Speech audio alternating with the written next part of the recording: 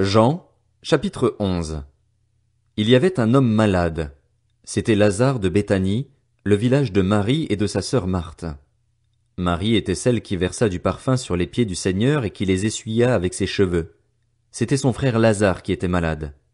Les sœurs envoyèrent dire à Jésus, « Seigneur, celui que tu aimes est malade. » À cette nouvelle, Jésus dit, « Cette maladie n'aboutira pas à la mort, mais elle servira à la gloire de Dieu, afin qu'à travers elle la gloire du Fils de Dieu soit révélée. » Or, Jésus aimait Marthe, sa sœur et Lazare.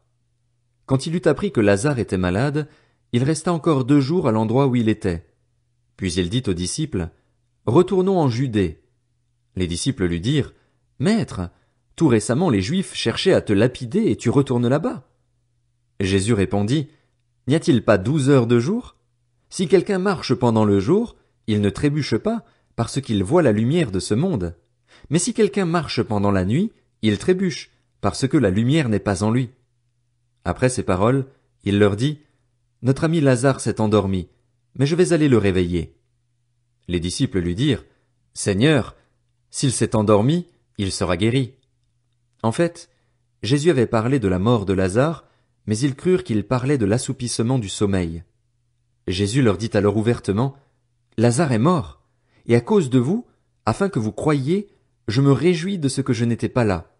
Mais allons vers lui. » Là-dessus Thomas, appelé Didyme, dit aux autres disciples, « Allons-y, nous aussi, afin de mourir avec lui. » À son arrivée, Jésus trouva que Lazare était depuis 4 jours déjà dans le tombeau. Béthanie était près de Jérusalem, à moins de 3 kilomètres, et beaucoup de Juifs étaient venus chez Marthe et Marie pour les consoler de la mort de leur frère. Lorsque Marthe apprit que Jésus arrivait, elle alla à sa rencontre, tandis que Marie restait assise à la maison. Marthe dit à Jésus, « Seigneur, si tu avais été ici, mon frère ne serait pas mort. Cependant, même maintenant, je sais que tout ce que tu demanderas à Dieu, Dieu te l'accordera. » Jésus lui dit, « Ton frère ressuscitera. » Je sais, lui répondit Marthe, qu'il ressuscitera lors de la résurrection, le dernier jour. Jésus lui dit, « C'est moi qui suis la résurrection et la vie. Celui qui croit en moi vivra, même s'il meurt.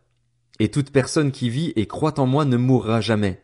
Crois-tu cela? » Elle lui dit, « Oui, Seigneur, je crois que tu es le Messie, le Fils de Dieu, qui devait venir dans le monde. » Après avoir dit cela, elle alla appeler secrètement sa sœur Marie en lui disant, « Le Maître est ici et te demande. » À ces mots, Marie se leva sans attendre et alla vers lui.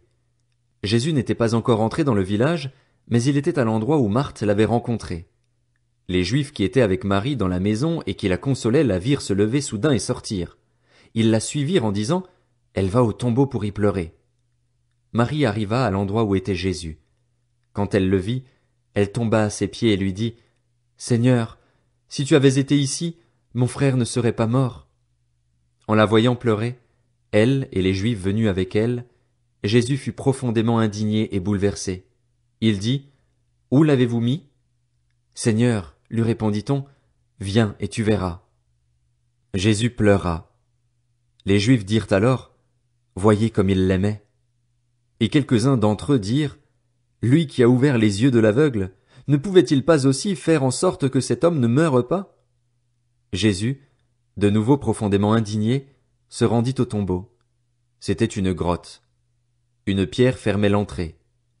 Jésus dit, « Enlevez la pierre. » Marthe, la sœur du mort, lui dit, « Seigneur, il sent déjà, car il y a 4 jours qu'il est là. » Jésus lui dit, « Ne t'ai-je pas dit que si tu crois, tu verras la gloire de Dieu? » Ils enlevèrent donc la pierre de l'endroit où le mort avait été déposé. Jésus leva alors les yeux et dit, « Père, je te remercie de ce que tu m'as écouté.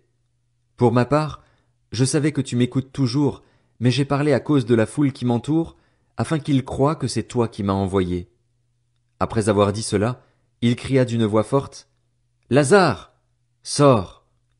Et le mort sortit, les pieds et les mains attachés par des bandelettes et le visage enveloppé d'un linge.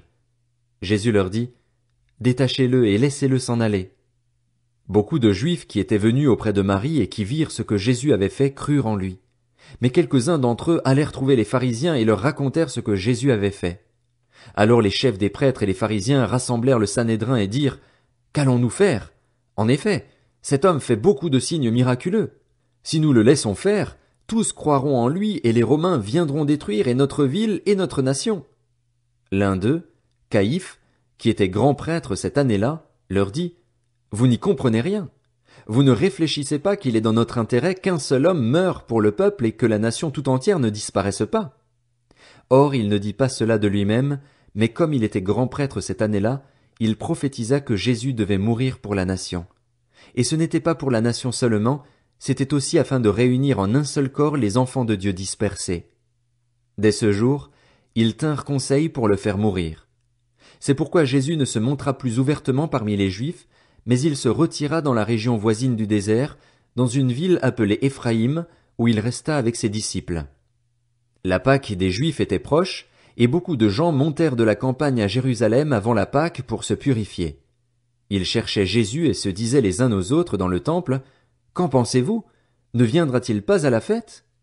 Or les chefs des prêtres et les pharisiens avaient donné l'ordre que, si quelqu'un savait où était Jésus, il le dénonce, afin qu'on l'arrête.